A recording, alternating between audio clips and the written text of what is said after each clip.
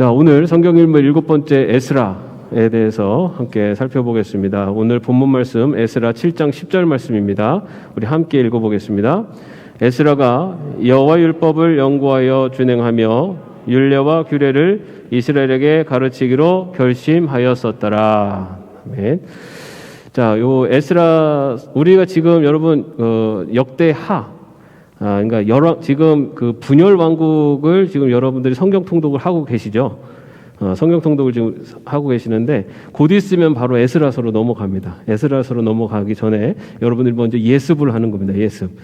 그래서 이 그 분열 왕국에서 이 에스라서로 넘어가는 그 중간에 그 큰 이스라엘의 큰 사건이 있습니다. 그게 뭐냐면은 남유다가 멸망하는 사건이 있습니다. 그래서 그 사건을 여러분들이 조금 이렇게 전체적으로 이해를 돕기 위해서 이스라엘 그 구약 시대 이스라엘의 역사의 흐름에 대해서 먼저 좀 간단하게 살펴보도록 하겠습니다. 먼저 우리가 아는 것처럼 창세기부터 시작되는 뭐 천지 창조나 가인과 아벨 그리고 바벨탑, 노아의 홍수 이런 시대를 우리가 창조 시대라고 그렇게 분류를 할 수가 있습니다. 자, 그 다음에가 이제 어떤 시대가 되냐면 족장 시대입니다. 족장 시대 그러면 누가 떠오릅니까? 아브라함, 이삭, 야곱, 요셉. 거기에 이 욥도 족장 시대의 인물로 그렇게 분류를 하기도 합니다. 예. 그리고 나서 족장 시대를 지나서 이제 이스라엘 백성들이 이집트로 가서 요셉 때 지내게 되는데 그때 이집트로 가서 살고 있던 그 시기, 그러다가 약 400년의 흐름 속에서 이제는 이스라엘 백성들이 이집트의 노예로 사는 시대가 있습니다. 그게 노예 시대라고 해서 한 400년 정도의 시간이 거기에 그 400년 정도를 이집트의 노예로 지내게 됩니다. 그런데 하나님께서는 이스라엘 백성들의 그런 노역에서 고통하는 그 소리를 들으시고 누구를 세우십니까? 예. 모세를 세우셔서 이스라엘 백성들을 애굽에서 구해내시죠. 예, 그래서 그 구해내시고 그 다음에 이 광야에서 40년을 지내게 됩니다. 그리고 나서 출애굽 광야 시대가 끝나고 나서 이어서 정복 시대. 이때 이 하나님이 약속하신 가나안 땅을 정복하는 이 과정으로 들어가는데 이때 지도자가 누굽니까? 여호수아. 예. 자, 이렇게 창조 시대, 또 족장 시대, 노예 시대, 출애굽 광야 시대, 그리고 정복 시대. 자, 이렇게 가나안 땅을 이제 정복해 갑니다. 그래서 가나안 땅을 이제 정복을 해요. 그리고 나서 그곳에 정착해서 사는 시대를 그 다음에 사사 시대라고 합니다. 사사 시대는 우리가 알고 있는 운니엘, 삼갈, 드보라, 기드온, 삼손 이런 그 사사들이 출현해서 이스라엘을 지키던 때를 사사시대라고 볼 수가 있습니다. 이렇게 사사시대가 지속되면서 이스라엘 백성들이 그 당시 선지자였던 사무엘에게 요청을 하게 되죠. 뭘 요청하게 됩니까? 왕을 요청하게 됩니다. 그래서 왕을 요청하게 돼서 이제 이스라엘의 왕이 세워지게 됩니다. 이때를 통일왕국 시대라고 합니다.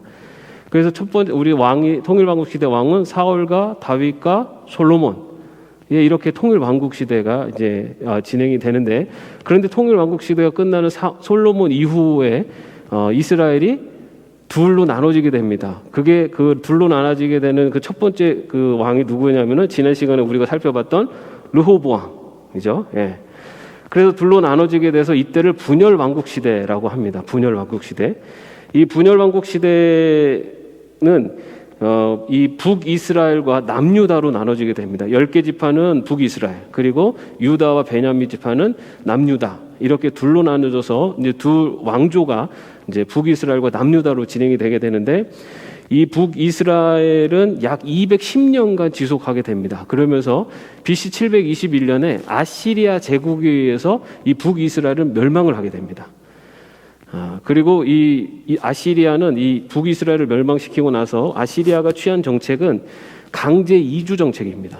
그래서 이스라엘 백성들을 다른 그 아시리아 제국의 다른 지역으로 강제 이주를 시키고 또 다른 지역에 있는 이방 사람들을 이 북이스라엘 그 10개 지파가 있는 그 가나안 땅으로 이주를 시키고 강제 이주를 시켜서 그 민족을 섞어버리는 그 정책을 아시리아가 펴게 됩니다. 그래서 이때 북이스라엘이 멸망하면서 그렇게 피가 섞이게 됩니다. 그래서 우리가 그 성경에 보면은 그 사마리아 사람들을 이렇게 그 유대인들이 굉장히 배척하잖아요. 그 이유가 이때 북이스라엘 그 사마리아를 중심으로 하는 10개 지파가 이때 그 이방 민족과 이렇게 혼혈이 이루어지고 그 결혼이 그 이방 여인과 이제 결혼이 되면서 너희들은 이방인의 피가 섞였다 해가지고 그 유대인들이 그 이방인들을 부정하게 여겼기 때문에 사마리아인들과 굉장히 서로 이렇게 대척하는 그런 관계가 된 것이 이 분열 왕국 때 북이스라엘이 아시리아에 멸망하면서 아시리아의 혼용 이주 정책 때부터 시작되었다라고도 볼 수가 있습니다. 그렇게 해서 북이스라엘과 있고, 근데 이 남유다도 이때 굉장히 위험했어요. 이때 남유다도 멸망당할 뻔했는데 남자는 많은 금은 보화를 바쳐가지고 간신히 멸망을 면하게 됩니다. 그리고 나서 이제 당시에 아시리아 제국이 이제 또 시간이 지나면서 아시리아 제국이 이제 또 멸망을 합니다. 그리고 나서 이 아시리아 제국 다음에 등장하는 제국이 바벨론 제국입니다. 이 남유다는 바벨론에게 멸망을 하게 됩니다. 그래서 BC 586년에 약 350년의 기간 동안 이 남유다가 있었는데 그 바벨론에 의해서 멸망을 하게 됩니다. 그래서 이 바벨론에 의해서 남유다 멸망을 하고 바벨론은 이 남유다를 멸망을 시키고 3차에 걸쳐 가지고 유대인들을 바벨론으로 포로로 잡아갑니다. 유대인들을 바벨론으로 포로로 잡아가게 되는데 그때 많은 유대인들이 잡혀가서 포로로 지냈던 때를 포로 시대라고 그렇게 이야기를 합니다. 이 기간이 약 70년 정도 됩니다. 그때 유대는 정말 아주 하층민들하고 농민들 얼마 정도만 남겨놓고 나머지 대부분의 귀족부터 해서 모든 유대인들을 다 잡아가가지고 바벨론으로 끌고 갑니다. 그래서 이때를 이제 포로 시대다라고 이야기합니다. 그러다가 이 바벨론이 바사 제국에서 또 멸망을 하게 됩니다. 이 바사 제국이 바로 오늘날의 페르시아입니다. 페르시아의 초대 왕이었던 고레스, 여러분 들어보셨죠? 고레스? 고레스가 칙령을 선포합니다. 그게 뭐냐면 포로로 잡혀와 있었던 민족들을 다시 본국으로 돌아갈 수 있도록 그렇게 칙령을 선포하게 됩니다. 그래서 유대인들도 다시 본국으로 이스라엘 그 가나안 땅으로 돌아갈 수 있도록 그렇게 칙령이 선포돼서 그때 이 포로 유대인들이 이제 귀환을 하게 됩니다. 근데 이때 귀환을 하는데 이 유대인들이 3차에 걸쳐서 귀환을 합니다. 그래서 첫 번째 그 포로 귀환 시대를 얘기하자면 먼저 1차는 사실은 귀환을 할 때 같이 갔었던 대표적인 대표 인물은 세스바살이라고도 돼 있는데 이 세스바살이 수르바벨이다라고도 하고 아니면 다른 인물이라고도 하는데 우리가 기억해야 될 인물은 수르바벨입니다. 이때 1차로 바벨론의 포로로 잡혀와 있었던 그 유대인들 중에 이 수르바벨 세스바살과 함께 다시 가나안 땅으로 귀환을 하게 되는데 이때 그 귀환을 한 그 유대 백성들이 성전을 재건하기 시작합니다. 바벨론에 멸망당할 때 그때 이 성전이 완전하게 파괴가 됩니다.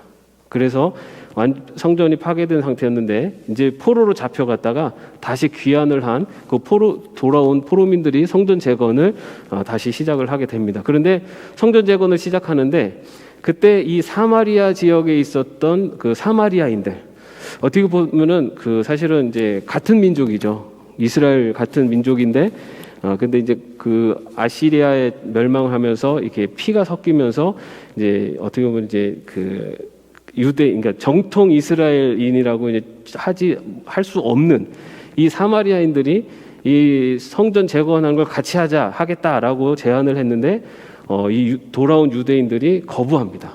너희들은 이방인의 피가 섞여서 이 일에 같이 동참할 수 없다. 그래갖고 이때 사마리아 사람들이 이걸 방해를 합니다.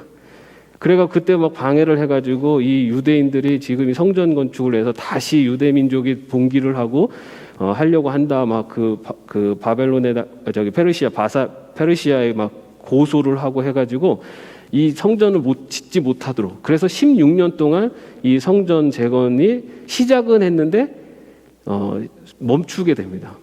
그리고 나서 16년이 지났을 때 그때 그 선지자 학개와 스가랴가 이 유다 백성들에게 하나님의 전을 짓는 것을 다시 시작해야 된다라는 것을 선포하게 됩니다.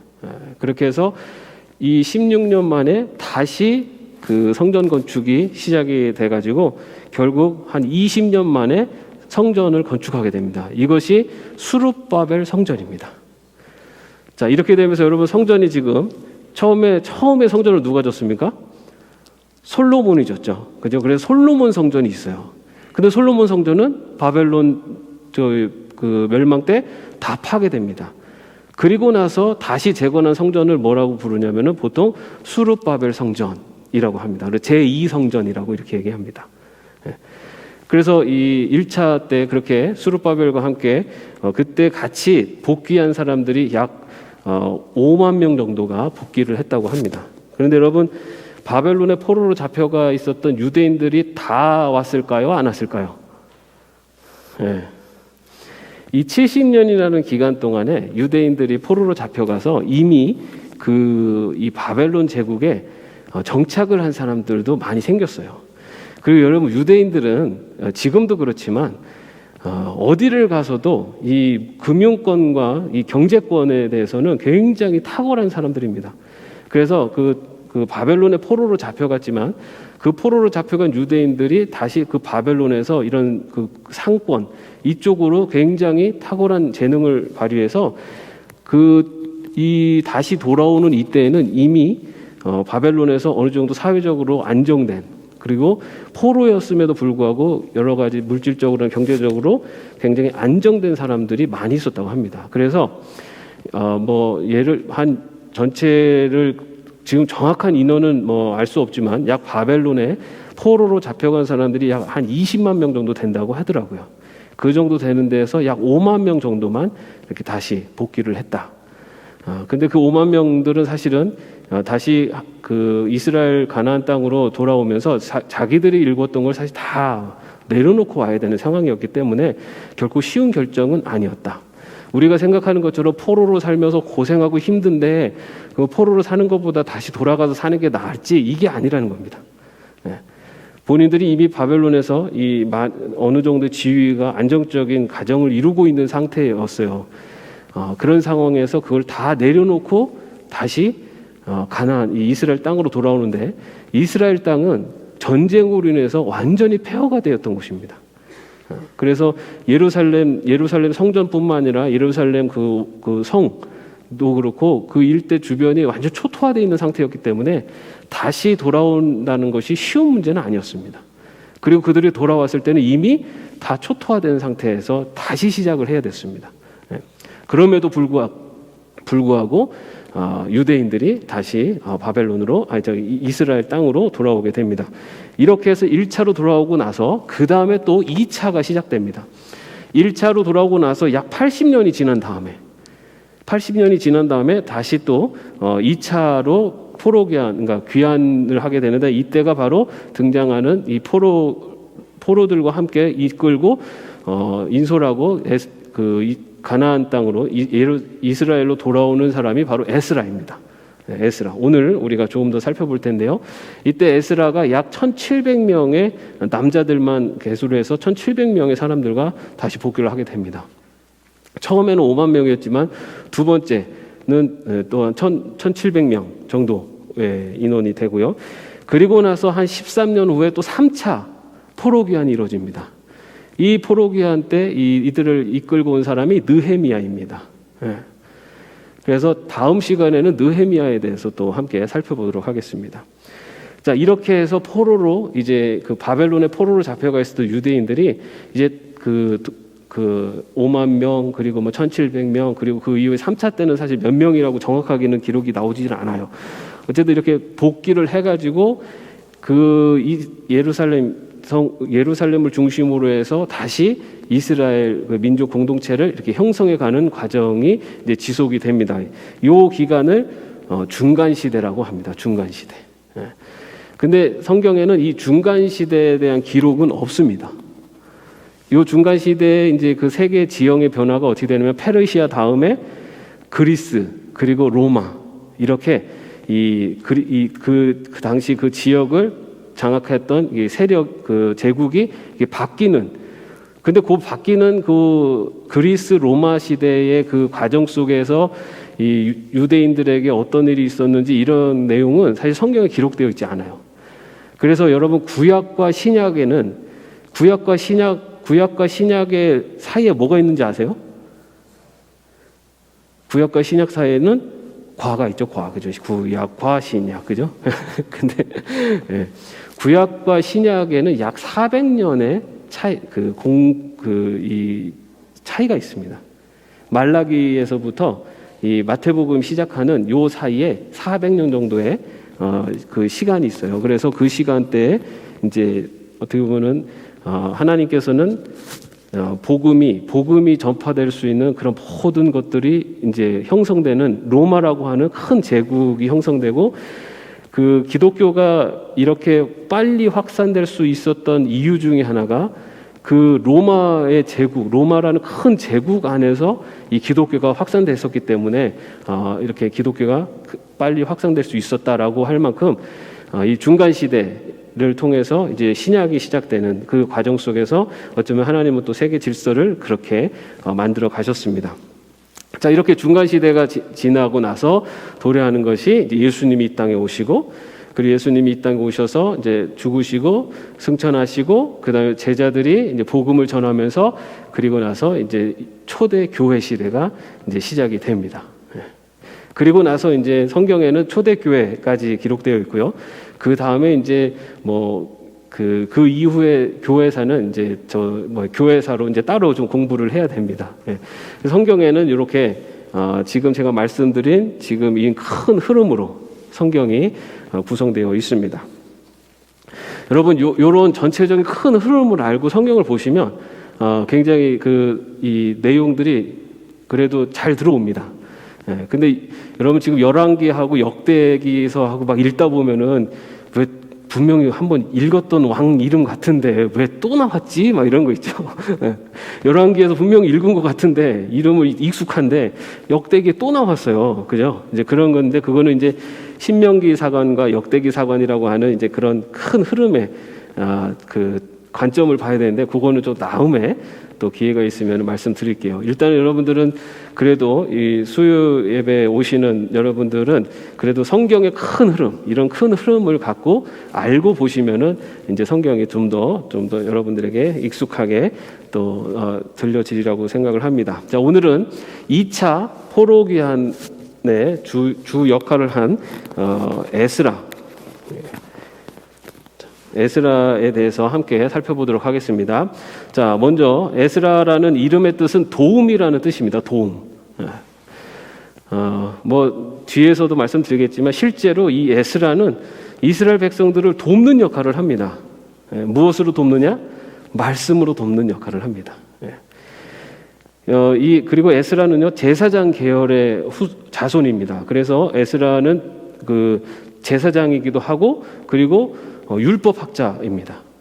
제사장이면서 율법학자인 사람이 에스라고요. 이 에스라는 아까 말씀드린 것처럼 제2차 포로 귀환 때 유다인을 인수한 지도자 중에 한 사람이 바로 에스라입니다. 시대적인 배경을 보면은 바사왕 아닥사스다 1세 당시에 활동한 인물이고요. 그 제2차 바벨론 포로 귀환을 주도한 사람이기도 합니다. 그리고 그 2차 바벨론 그 포로 귀환을 주도하고 또 도착해서 여러 가지 그 일을 했지만 실제로 에스라가 가장 중요한 역할을 한 것은 언제였냐면은 그 3차 그러니까 느헤미야가 주도해서 3차로 포로 기한이 이루어지고 그 이후에 유다 백성들을 그 율법으로 말씀으로 가르치고 그 말씀을 통해서 온 유다 백성들이 회개하고 그 말씀을 중심으로 다시 이스라엘 공동체가 세워지는 그때 이 에스라가 가장 중요한 역할을 합니다. 그래서 느헤미야로 이루어지는 3차 이후에도 이 에스라가 계속해서 이스라엘 백성들을 말씀으로 세우는데 중요한 역할을 한 것을 볼 수가 있습니다. 자, 그러면은 그 에스라의 삶을 보면요, 예루살렘 귀환 전, 다시 말해서 포로 시대 때 그때 그 이 출생은 에스라가 바벨론 포로로 출생을 했느냐, 아니면은 예루살렘 그 유대에서 출생을 하고 포로로 끌려왔느냐, 이거는 사실 정확하게 나오진 않아요. 근데 연령적으로 따져 볼 때는 바벨론에서 출생하지 않았는가라고 그렇게 추측은 할 수 있습니다. 자, 그런데 그 에스라가 어떤 젊은 시절을 살았는지는 알 수 없지만 지금 이 에스라는 왕의 이 신임을 받는 학사입니다. 근데 이것이 결국 쉬운 게 아니죠. 여러분, 이 에스라는 포로입니다. 포로로 잡혀온 포로민이었는데 그 포로민이 당시 페르시아의 왕의 가장 측근에서 왕을 그 지적으로 도움을 주는 학사의 자리에 올랐다는 겁니다. 그러니까 굉장히 어떻게 보면 안정적이고 굉장히 권위가 있는 이제 그런 위치까지 있게 된 거죠. 그래서 아까 제가 말씀드린 것처럼 바벨론의 포로로 끌려온 이 유대인들이 그냥 막 노예처럼 막 한평생 막 그렇게 산 게 아니라 이들은 그 바벨론에서도 각자의 재능을 가지고 굉장히 중요한 자리에까지 오르고 많은 역할들을 하게 됩니다. 우리가 알고 있는 그런 다니엘, 그죠? 이런 그 사람들도 굉장히 높은 지위에 있었던 사람들입니다. 자, 그래서 이 왕의 신을 받는 학사였는데요. 이 에스라가 이스라엘 백성, 자기가 유대 민족이고 자기의 민족이 다시 하나님의 백성으로서 그 자리를 잡아야 된다라고 하는 그러한 그 꿈이 있었습니다. 먼저 에스라가 신임받는 학사였다는 것을 증거해 주는 것이 에스라 7장 6절 말씀에 보면은 이 에스라가 바벨론에서 올라왔으니 그는 이스라엘의 하나님 여호와께서 주신 모세율법에 익숙한 학자로서 그의 하나님 여호와의 도우심을 입음으로 왕에게 구하는 것은 다 받는 자이더니, 왕에게 굉장히 인정을 받는 자였어요. 왕에게 구하는 것을 다 받을 수 있는 그런 인정을 받는 자인데 성경에서는 역시 그것이 하나님 여호와의 도우심으로라고 그렇게 기록하고 있습니다. 그래서 이렇게 모든 것을 가진 그 에스라가 어떻게 보면은 같은 이스라엘 민족, 하나님의 백성들이 포로로 나라를 잃고 포로로 잡혀와 있는 이 현실에 대해서 굉장히 개탄을 하며 그리고 나름대로의 그 자기에게 주어진 역할을 그 안에서 찾게 됩니다. 그래서 예루살렘으로 돌아가는 것을 이제 요청하게 됩니다. 왕에게. 근데 이것도 굉장히 용기가 필요한 일이기는 합니다. 왜냐하면 굉장히 그 왕의 측근이고 왕의 중요한 위치에 있었던 이 에스라였는데 에스라가 다시 이스라엘 예루살렘으로 돌아가겠다라고 하는 것을 정말로 이 왕이 신뢰하지 않으면 반역을 꾀할 수도 있는 존재로 굉장히 이 경계할 수도 있습니다. 왜냐하면 이 에스라가 어떤 사람인지를 왕이 알기 때문에 이 에스라가 만약에 역모를 꾀하고 돌아가서 그 이스라엘 그 민족들을 일으켜서 제국에 맞서 싸웠을 때 어떤 일이 있을 것이라는 것을 왕이 알 수 있죠. 그 에스라랑 가까이 있었기 때문에. 그렇기 때문에 내가 돌아가겠다라고 하는 말을 정말로 관계가 좋지 않을 때는 왕을 떠나겠다, 왕을 배신하겠다라고 할 수 있는 오해도 살 수 있는 그런 상황이기도 합니다. 그런데 이 에스라가 왕에게 다시 이스라엘 민족 그리고 이 포로민들을 데리고 돌아가겠다라고 요청을 하게 됩니다. 그렇게 요청을 하게 된 이유, 에스라서 7장 10절 말씀입니다. 에스라가 여호와 율법을 연구하여 준행하며 율례와 규례를 이스라엘에게 가르치기를 결심하였더라. 에스라가 다시 이스라엘로 돌아가려고 했었던 이유는 다른 것이 아니었어요. 하나님의 율법, 하나님의 말씀을 가르치기 위해서 이스라엘 백성들에게. 여러분 아까 말씀드린 것처럼 1차 귀환 때 가서 이 수룹바벨과 유대 포로민들이 돌아와서 제일 먼저 한 것이 성전 건축이었어요. 그래서 비록 16년은 지연됐지만은 20년 됐을 때 성전은 건축을 했습니다. 그럼에도 불구하고 이스라엘 백성들이 온전히 세워지지 못했습니다. 성전이 건축된다고 해서 이스라엘 백성들이 하나님 중심의 그런 신정 국가로서의 공동체로 세워지는 상황이 아니었고, 그들 역시 그들의 생계, 왜냐하면 아까 말씀드린 초토화되어 있었기 때문에 거기에서 자기들의 삶의 터전, 그리고 농사짓고 먹고 살 문제, 이런 것들에 빠져 있어서 이스라엘 백성들이 신앙 안에서 뭉치지를 못했어요. 성전이 있었기 때문에 그 제사는 절기들을 지킬 것들을 어느 정도 지켰지만은 이 말씀 중심의 하나님 중심의 공동체가 되지 못했습니다. 그런데 이 에스라는 이 하나님 중심의 이스라엘 백성들을 세우기 위해서 그들에게 율법을 가르치기로 결심하게 되고 다시 돌아가겠다고 그렇게 왕에게 요청을 하게 됩니다.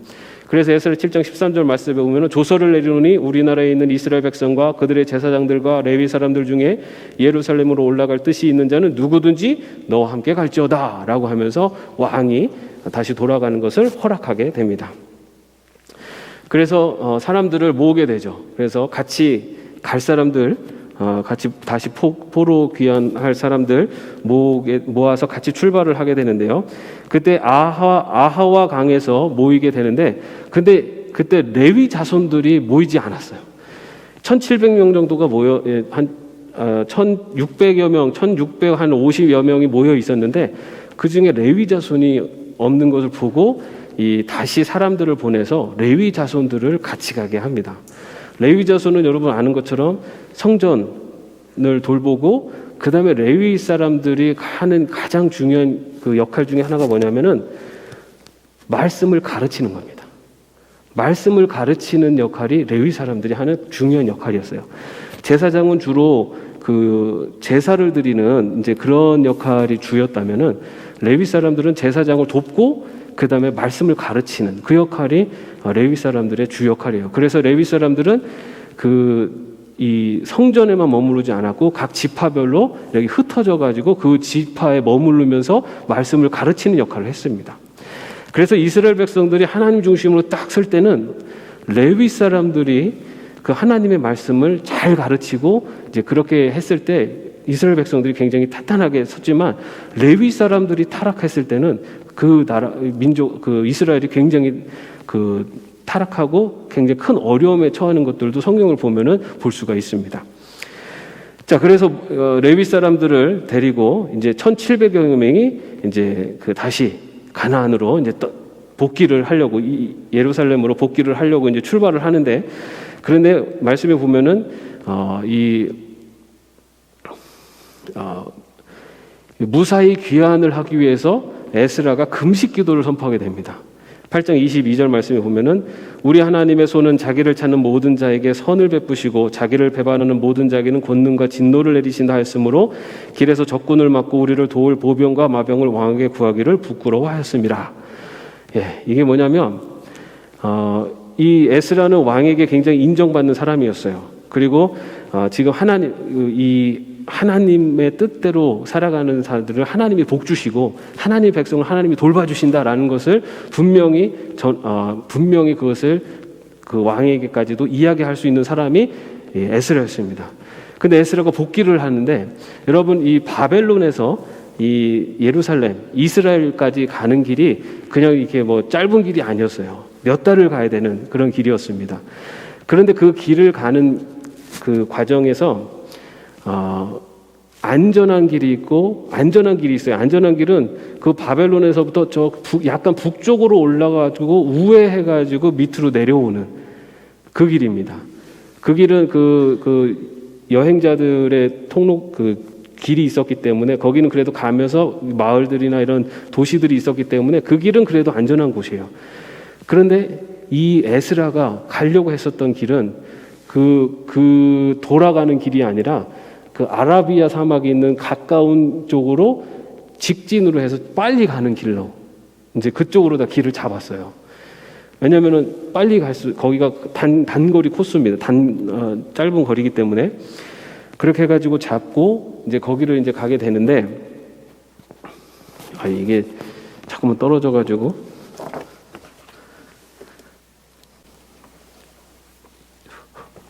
이게 될까요? 예.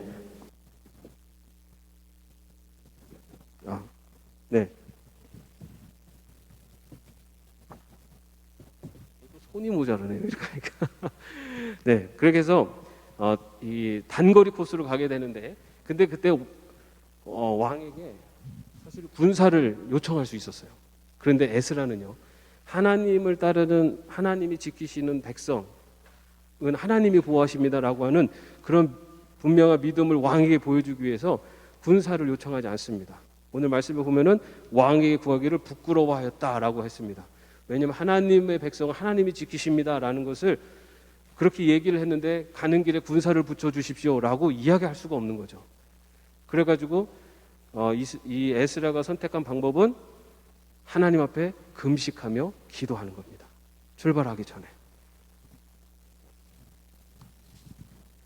그렇게 해가지고 출발을 하고, 그래서 그 단거리 코스로, 왜냐하면 거기에는 이제 도적대들이 많이 있었습니다. 아라비아 사막 이쪽은 도적대들이 항상 출몰하는 지역이기 때문에 거기는 그 군사들과 같이 가지 않으면은 언제라도 도적대를 만날 수 있는 코스였어요. 근데 거기를 무사히 통과하게 됩니다. 그래서 예루살렘에 그 도착을 하게 되는데, 에스라가 8장 31절에 보면은 첫째 달 12일에 우리가 아하와 강을 떠나 예루살렘으로 갈새 우리 하나님의 손이 우리를 도우사 대적과 같이 매복한 자의 손에서 건지신지라 라고 하면서 이곳에 오는 것을 지키신 분은 하나님이시다 라는 그런 고백을 하게 됩니다. 자, 그렇게 해서 예루살렘에 귀환을 하게 되는데요, 예루살렘에 귀환한 이 에스라는 먼저 성전 기명들을 개수하게 됩니다. 성전 기명들을 개수해서, 이 성전 기명들을 개수한다는 게 무슨 말이냐면은 하나님의 성전에 드릴 예물을 그것을 개수했다는 겁니다. 그래서 이 에스라는 하나님의 전에 올릴 예물을 와서 그것을 개수하고 그 다음에 번제와 속죄제를 드렸다. 그것은 하나님께 예배를 드렸다라는 것을 말하고 있습니다. 그렇게 이 에스라는 성전 기명들, 하나님께 드릴 예물을 챙기고 그 다음에 하나님 옆에 예배를 드리는 그런 과정으로 예루살렘의 첫 시작을 하게 됩니다. 그리고 나서 에스라는요, 이때 개혁을 단행하게 됩니다. 그 개혁이 에스라 9장 1절 2절 말씀에 나와 있는데요, 이 일 후에 방백들이 내게 나와 이르되 이스라엘 백성과 제사장들과 레위 사람들이 이 땅 백성들에게서 떠나지 아니하고 가나안 사람들과 헷 사람들과 뚜뚜뚜 하면서 그들의 딸을 맞이해 아내와 며느리로 삼아. 이 에스라가 그 복귀해서 개혁을 한 것 중에 하나는 뭐였냐면, 그 이스라엘 백성들, 다시 말해 복귀한 이스라엘 백성들이 지금 에스라가 80년 만에 다시 온 거잖아요. 2차 귀환이 시작됐고 했는데, 돌아왔더니 복귀한 이스라엘 백성들도 이방 여인을 아내로 삼고 살고 있는 겁니다. 이방 여인들을 아내로 삼아서 살고 있는 그것을 봅니다. 그래서 이 에스라가 그때 개혁을 하는 게 뭐냐면, 이방 여인과의 결혼을 금지하고 이미 이방 여인과 결혼한 사람들은 이방 여인을 추방하도록 그렇게 개혁을 합니다. 여러분, 에스라의 이 개혁에 대해서 어떻게 생각하세요? 이미 결혼해서 살고 있는데 이방 여인과 결혼한 사람들, 이방 여인들을 다 추방하라. 지금 같으면은 뭐 말도 안 되는 얘기인데, 근데 에스라가 어떻게 보면 굉장히 그 단호한 그런 개혁을 하게 된 이유는 이스라엘 백성들이 멸망을 하게 된 이유가 뭐냐라는 것을 이스라엘 백성들이 어떻게 고백하는 것이 뭐냐면은 하나님을 하나님을 떠난 우상을 섬기게 된, 그래서 하나님과의 약속을 어겼기 때문에 이스라엘 백성들이 결국은 나라가 멸망하는 데 이르렀다라고 그렇게 이스라엘 백성들은 고백을 합니다.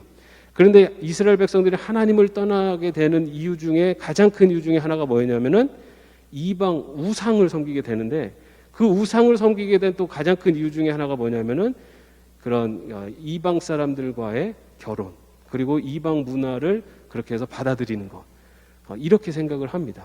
그래서 이런 이방 사람들과의 어떤 문화적인 또 이게 혈연적인 관계가 얽히는 것에 대해서 굉장히 단호하게 이제 선을 긋게 되는 겁니다. 그래서 이 에스라는 그런 이방 여인과 결혼한 사람들은 이방 여인을 쫓아내고, 그리고 앞으로 이스라엘 백성은 유다의 백성들은 이방 여인과 절대로 결혼을 하면 안 된다라는 것을 세워가지고 이스라엘 백성들을 유대인들을 이제 하나님의 백성으로 이렇게 세워가려고 하는 그런 계획을 실천하게 됩니다. 이렇게 한 이유 중에 또 하나가 뭡니까, 여러분? 이스라엘 백성들은 선민 사상이 있지 않습니까? 선민 사상. 우리는 하나님의 선택된 백성이다. 그리고 그 선민 사상의 기초에는 이스라엘 민족이라고 하는 혈통주의가 있습니다. 이스라엘의 피를 갖고 있는 사람만이 하나님의 선택된 백성이에요. 이스라엘 사람들이 갖고 있는 선민 사상은.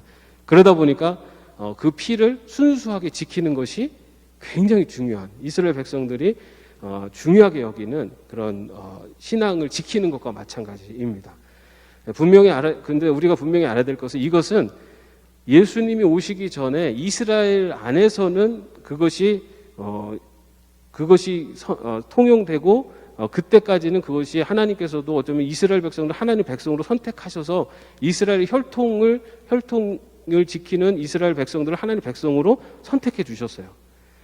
그런데 예수 그리스도 이후에 이것은 분명히 바뀝니다. 이제는 혈통으로 하나님의 백성이 되는 시대가 아니라 예수 그리스도를 믿는 자가 하나님의 백성이 되는, 이제는 하나님의 자녀로 바라보시는 관점이, 이제 그 기준이 완전히 바뀌게 됩니다. 그래서 지금 이 에스라가 하고 있는 그 결혼, 이방 여인과의 결혼, 이것이 지금 우리는 잘 이해가 안 되고 좀 너무한 거 아닌가 생각도 들지만, 그들에게 있어서는 이거는 굉장히 중요한 문제였어요. 근데 지금도 사실 정통 유대인들은 이것을 굉장히 중요하게 여깁니다. 예수님을 메시아로 믿지 않고 있고, 여전히 이스라엘 백성만이 하나님의 백성이다라는 것을 주장하고 있는 정통 유대인들은 이 이스라엘의 피의 혈통이 구원의 선제 조건입니다. 그래서 이스라엘 백성들은 여전히, 유대인들은 그것을 중요하게 여기고 있기도 합니다. 자, 그렇게 해서 굉장히 단호한 개혁을 하게 되고, 그 다음에 이스라엘 에스라가 한 가장 또 중요한 일 중에 하나가 아까 말씀드렸는데요. 느헤미야가 3차 귀환한 이후에 느헤미야가 돌아와서 이제 이스라엘 백성들을 다시 재건하는 데 있어서 에스라가 하나님의 백성들, 이스라엘 백성들에게 율법을 전하는 중요한 역할을 감당하게 됩니다. 느헤미야 8장 2절 말씀에 보면은 7째 달 초하루에 제사장 에스라가 율법책을 가지고 회중 앞 곧 남자나 여자나 알아들을 만한 모든 사람 앞에 이르러 수문 앞 광장에서 새벽부터 정오까지 남자나 여자나 알아들을 만한 모든 사람 앞에서 읽음에 뭇 백성이 그 율법책에 귀를 기울였는데, 여러분 이게 오늘날로 말하면은 성경 통독입니다. 성경 통독. 에스라 때부터 성경 통독이 시작됐어요. 사람들이 새벽부터 정오까지 모여 있고, 그 모인 사람들에게 하나님의 율법책을 읽어줬습니다. 그렇게 하면서 이 이스라엘 백성, 이 유대의 백성들이 다시 하나님 중심의 이 민족으로 다시 뭉치고 다시 시작되는 그 시점이 바로 이 말씀을 통해서 읽고 묵상하는 가운데 이루어지게 되고요. 그리고 느헤미야 8장 8, 9절 말씀을 보면은 하나님의 율법책을 낭독하고 그 뜻을 해석하여 백성에게 그 낭독하는 것 다 깨닫게 하니 백성이 율법의 말씀을 듣고 다 우는지라. 하나님의 말씀을 듣고, 그리고 아까 말씀드린 그 레위인들이 백성들에게 그 말씀의 뜻을 가르쳤습니다.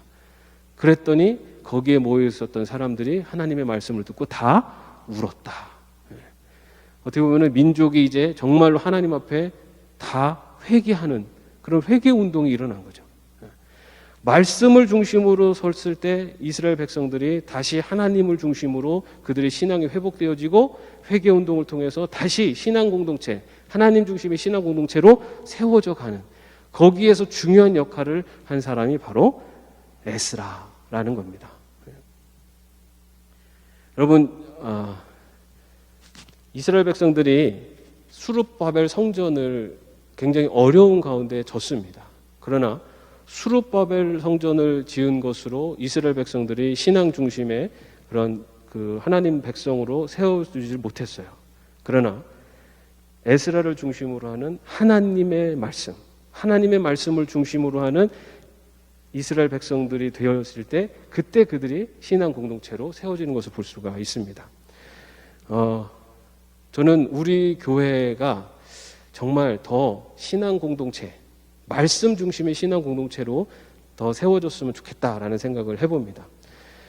저희가 우리 교회에 대해서 이야기하면은 어디 가서 이렇게 얘기하면은 많은 분들이 우리 교회 예뻐, 우리 교회가 건축 대상도 받고 뭐 했었던 이야기들도 많이 하셨어요.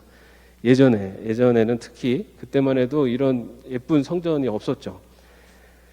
그런데 그 이야기가 지금도 그 이야기밖에 할 수 없으면 안 되는데, 어디 가서 예담교회 어떤 교회입니까? 라고 했을 때 우리 교회는 건축물이 예쁘고 뭐 이런 게 중심이 아니라 우리 교회는 정말 하나님 말씀 중심으로 사랑의 공동체, 이제 이런 자랑이 나와야 되는 이제 그런 공동체가 되어야 되지 않을까.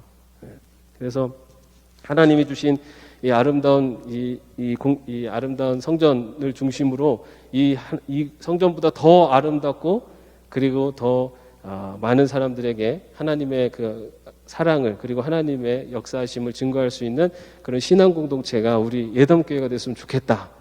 그런데 그것을 하기 위해서 가장 중요한 것, 가장 기초적이면서도 중요한 것이 바로 하나님의 말씀을 중심으로 우리 교회 공동체가 세워져야 된다라는 것입니다. 이스라엘 백성들이 신앙 하나님 백성으로 다시 서기 위해서 그들이 가장 초점을 뒀었던, 에스라가 가장 중심에 뒀었던 하나님의 말씀 중심으로 세워지는 그런 공동체가 되어질 때 우리 예담교회가 정말로 어디에 내놔도 부끄럽지 않은, 그리고 어디에 내놔도 자랑스러운 하나님 말씀 중심의 교회다라는 그러한 자랑을 할 수 있는 그런 교회가 될 줄로 믿습니다. 그것을 위해서 지금 여러분들이 말씀도 열심히 읽으시고 또 여러 가지 묵상도 하시고 성경 공부도 하고 계세요. 그런 지금 하시는 것들을 꾸준히 계속해서 흔들리지 마시고 하시면서 우리 예담교회가 정말 말씀 위에서는, 그래서 정말 하나님 중심의 신앙 공동체로 세워질 수 있기를 주님의 이름으로 축원합니다. 기도하겠습니다. 하나님, 에스라를 통해서 이스라엘을 다시 한번 하나님 중심의 신앙 공동체로 세우시기 때 말씀을 중심으로 그들을 세우신 것을 함께 나눕니다. 주님, 주님의 말씀 위에서는 교회 되게 하여 주옵소서.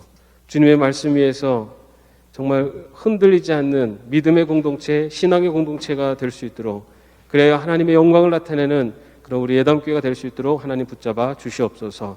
주님, 주님의 말씀 위에서 정말로 하나님의 살아 역사하심을, 그리고 하나님이 함께하고 계심을 증거하는 그런 믿음의 공동체가 될 수 있도록 주님 인도하여 주시옵소서. 예수님의 이름으로 기도합니다.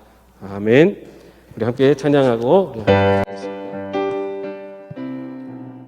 우리 함께 박수치면서 찬양할까요? 주님 약속하신 말씀 위에서, 주님 약속하신 말씀 위에서 영원토록 주를 찬송하리라. 소리 높여 주께 영광 돌리며 약속 믿고 굳게 서리라.